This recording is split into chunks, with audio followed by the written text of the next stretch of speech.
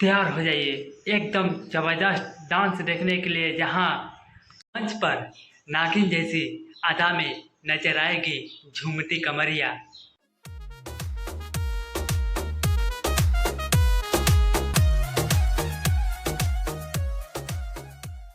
आ रहे हैं भोजपुरी के सुपरस्टार नीलकमल सिंह, कराए हैं धमाकेदार गाना जिसका बोल है नागिन वाला डांस, जिसमें ठहरते कदम, घुंघरुओं की झंकार और नागिन जैसे लहरता डांस।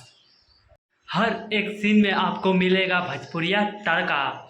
मंच पर उठेगी बीन की धुन तो हर कदम पर थिरक उठेगा पूरा माहौल। आ रहे हैं आपके चहेते सुपरस्टार, जिसको बोलते हैं नीलकमल सिंह। भोजपुरी का नया धमाका नागिन वाला डांस, जहां नाचेगी नागिन सी नारी और गूंजेगा भोजपुरी का असली तड़का। ऐसा लचकदार ठुमका जो कर देगा हर किसी को दीवाना। हर सीन में मिलेगा जबरदस्त dance glamour. Bhojpuri music industry में फिर बचेगा धमाका जब स्टेज पर नागिन करेगी डांस और दिलों में बजेगा प्यार का बाजा।